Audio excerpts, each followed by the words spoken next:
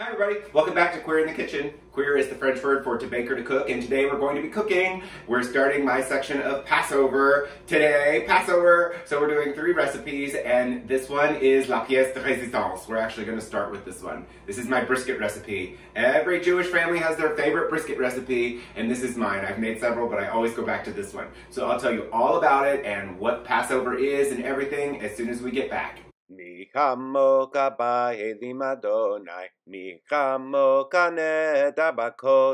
you don't know the story about Passover and what it is or why we do what we do on Passover, here is a little diorama for you. Because you know the gays love their drama. Welcome to Story Corner, sponsored by Cuire in the Kitchen. Today, we bring the Passover story.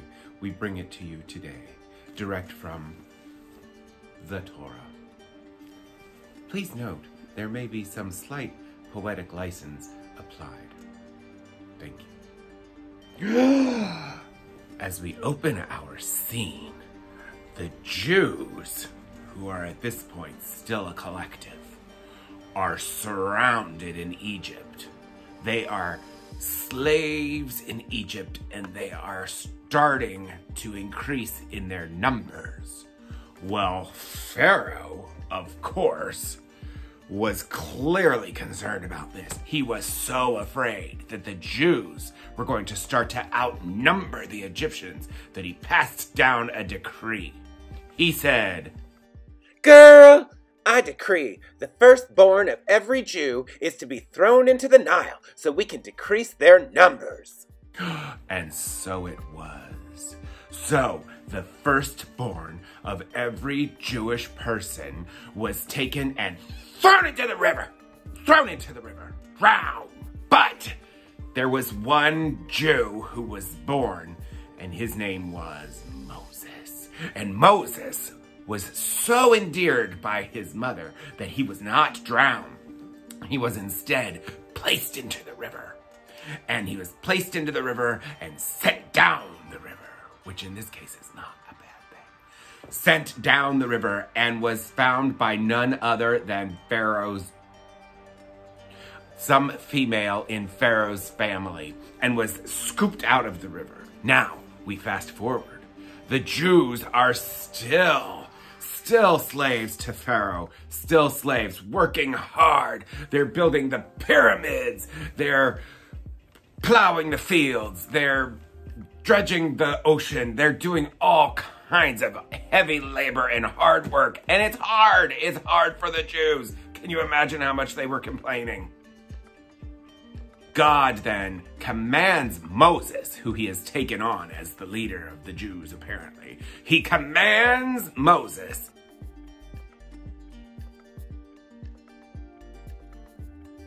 but then Pharaoh says, Girl, who do you think you are talking to me like that?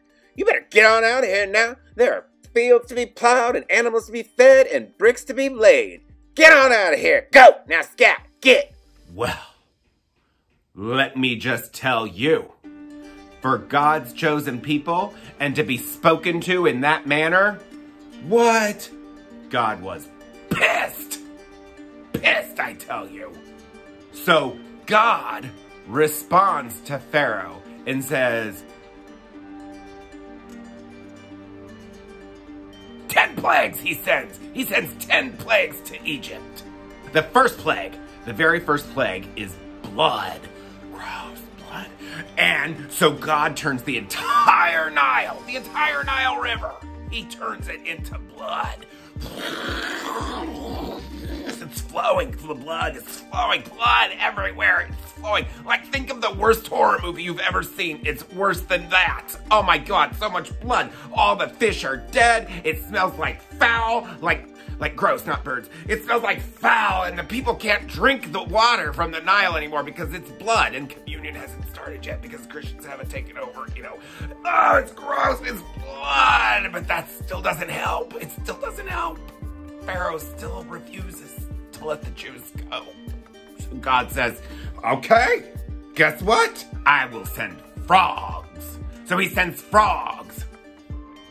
Interesting choice. foot. He sends frogs. So there are frogs and they are everywhere. The frogs are everywhere. It's like oxygen in the air. They have climbed into the houses. They are in their food preparation. They are in their cars. They're in, not their cars, in their boats. They're in like everything. The frog is, just frog is everywhere. Can you imagine that riveting, rivet, rivet, rivet, rivet, rivet, rivet, rivet, rivet, rivet, rivet all day long?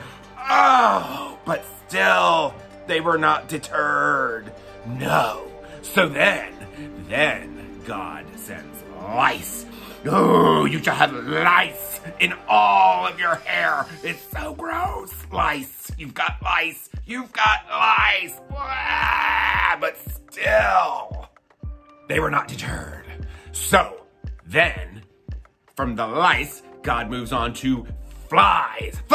Flies everywhere. It's like summer. It's like a picnic in a forest, honey. There are flies everywhere. And the flies, they just keep coming and coming and coming and coming. And no one understands why the flies keep coming. Wow. Okay, didn't see that happening. No, but the flies, and they're still not deterred. Pharaoh is still not deterred. He says, no, you are my slaves. Just that evil-like. God says, fine, flies can't do it either, then we'll go bigger. And he then inflicts the bovine. All of the cows. Living cow, dead cow. All the cow, all the livestock. But he is smart because he only takes out the Egyptian cows. That's right, the Israeli cows are fine. Now, I don't know why Pharaoh just didn't steal the Egyptian cows. I mean, steal the Israeli cows, but he didn't. Anyway, it's the story. It's in the Torah. So, cows, all Egyptian cows are dead, but they are still not deterred. We'll take a different route then. So instead of dealing with animals and pestilence and all of that, no, we're going to inflict your vanity. And so, yes, God smites them all with boils on their face. Boils, big pox and gross and nastiness. And it's just all on all of their faces and the animals' faces and everything. And they look in the mirrors and they see it and they're grossed out. They're disgusted. They're like, our nasty, dirty inside has come out of our body. And now everyone can see how foul we are because we keep slaves and we're kind of asshole-ish. But we look like we got boils all over us. Well, we don't just look like we've got boils all over us. We do have boils all over us. But still not deterred. So God says, fine, fine, fine. Those big boils all over your face, we're going to turn them into water and ice, and we're going to scatter them on the earth. So then God sends a hailstorm. Boom, boom, boom, boom, boom. Oh my God, there was so much car damage. The insurance companies went out of business. No, wrong story. There was so much boat damage and land damage and animal damage. Can you imagine the poor cows? They're dead in the field and now they're getting pelted with hail. Big hail. It's the size of your head. The hail balls are the size of your head. They're not just tiny little things like mothballs. No, they're huge and they're coming down. It's like an avalanche falling from the sky. The hail is coming down. But still, what? Still, Pharaoh.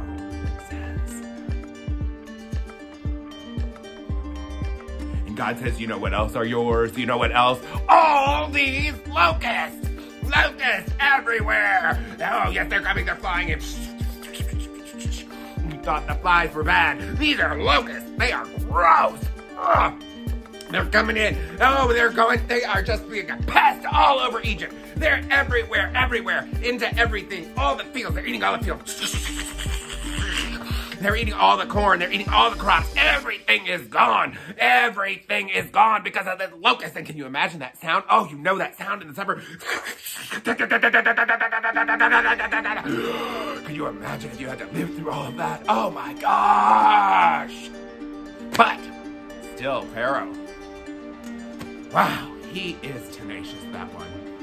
So, he still says, nope, Jews are mine. You cannot go.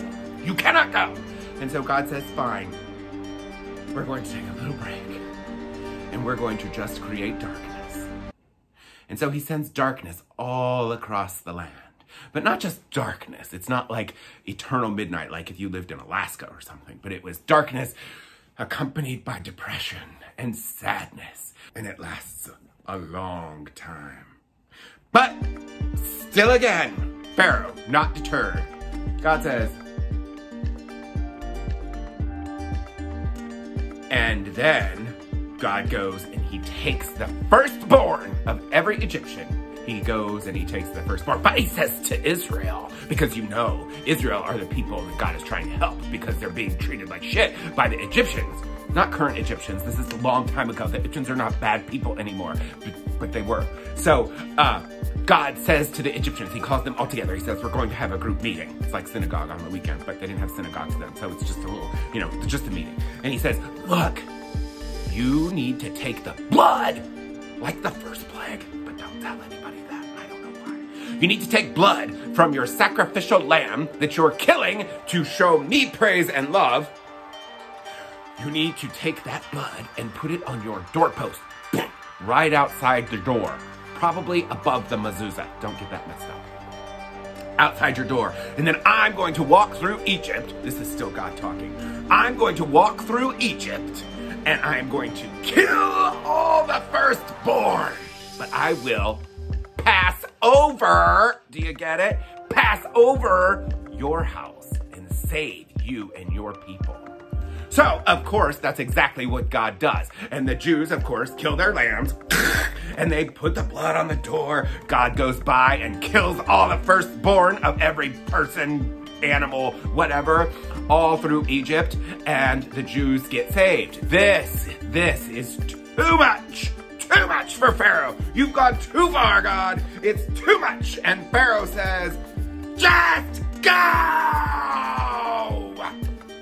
So the Egyptians have surrendered. They have said, you win. And the Israelis pick up and they go. They run. They get out. They go. They run. And they run so fast that they don't have time for the bread to even rise that they had set out.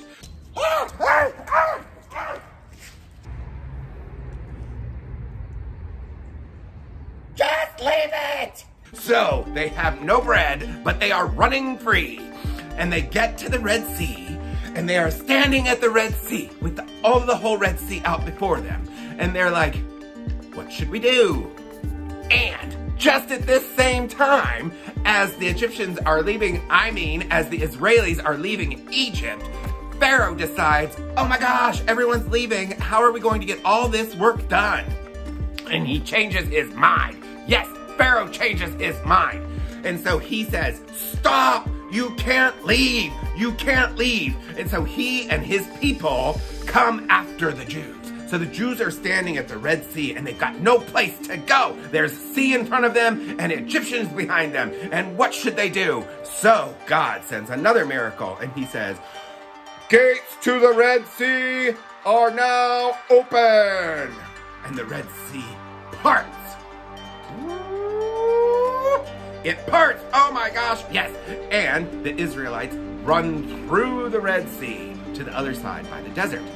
But, oh my gosh, here come the Egyptians. So they're coming, they're gonna get across too. Oh no, what are our Israelis gonna do? They're gonna get across to the Egyptians and they're going to attack them. And it's gonna be another 400 years of slavery. What are we going to do? God says, so, he closes the Red Sea, and the Red Sea swells up, and it attacks and falls over and drowns all of the Egyptians. It's a terrible sight. It's awful. Oh my God, I can't watch. I can't see it. Oh no. So the Israelites are on the other side. They have escaped slavery. They've got no nasty, evil people chasing them anymore. And they are in the desert and they dance. They dance, they dance, they dance, they dance, they dance, they dance, they dance, they dance, they dance, they dance. Oh, we're back. I was still dancing because we're free. Yay! Let's celebrate Passover. Yay! Okay, so we're gonna make brisket. Now this brisket is called barbecue brisket, but it's not barbecue in the traditional American sense of barbecue. This is going to be, we're going to create a spiced rub, and we're going to put it on the brisket, but it's actually kind of a marinade. Like, the difference between a marinade and a rub is once you put a rub on a piece of meat, you can go ahead and cook the meat right away. A marinade, you need to let the meat sit in it. So we're actually creating kind of a rub, but we have to let the meat sit for about an hour or so. So it's actually a marinade. So maybe it's a Rubbermaid. Oh, look at me go. Anyway, we're gonna start by toasting some cumin seeds. So I have to move the camera so you can see that. These are cumin seeds, and you can find them in the spice rack anywhere. You can also find ground cumin, but we're going to toast these a little bit. It adds quite a bit of flavor to it. The way you toast these, it's just in a dry skillet. We're gonna toss these around, continue moving them for about 5 minutes or so over medium heat. These will burn very, very quickly though. Many a time have I had to throw out and start over again. So buy a big box of these cumin seeds. So this will take about 5 minutes, and then we'll crush them up. So you don't need to sit and watch all this, I don't think. Okay. Hopefully you can see that these have turned a little bit more brown than what they were. And they also release like a very fragrant smell, of course, as they're being cooked. We're gonna pour this into a mortar and pestle, which looks like this, and a pestle. You can do this in an electric grinder if you want, but I only have this mortar and pestle for this recipe. We're just gonna grind these up, smash these to, oh look, I'm a pharmacist. I'm gonna just smash these up. This will help release even more of the flavor that's in them. So, okay, so this is ground up pretty well. We're gonna put this into a bowl. This is 4 large cloves of garlic, 1 teaspoon of salt, 1 tablespoon of pepper. This is 1 tablespoon of dry mustard, 2 teaspoons of paprika, 1 tablespoon of cayenne pepper, although I used maybe 2 teaspoons, not a full tablespoon. And then this is a half a cup of dark brown sugar. Left over from my birthday cake, you remember? Yeah. Okay. Just gonna blend this together. I haven't made this in a long time. It was kind of hard for me to find brisket. If it's not a Jewish holiday, it's kind of hard to find brisket. But let me tell you, now that it is a Jewish holiday, the price of brisket is ridiculous.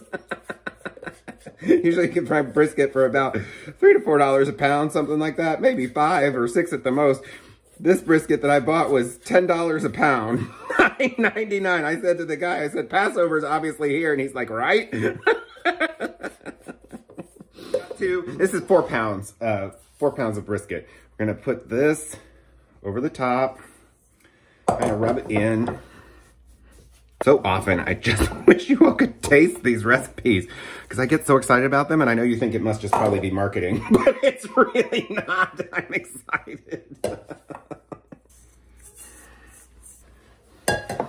So we're gonna put this aside and let it sit for an hour or so, just to soak up all those spices, and then we're just gonna cook it until eternity comes because, you know, it's brisket. You can never cook it long enough.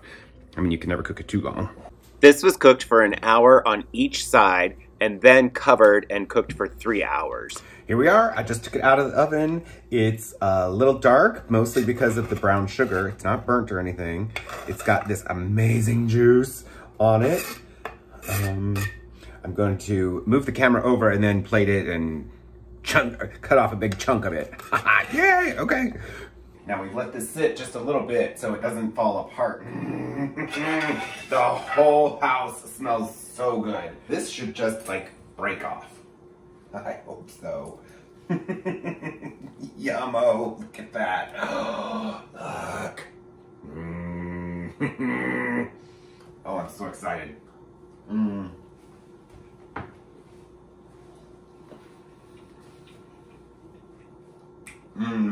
That time I got the sauce. That sauce is amazing. Made for that, so that's easy. Easy peasy, just like a brisket. You just make the thing and then put it in the oven until it just like crumbles apart. We'll be back for another Passover recipe at some point.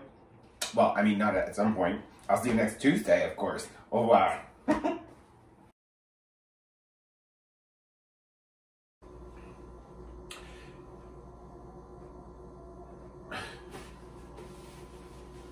Okay, welcome back.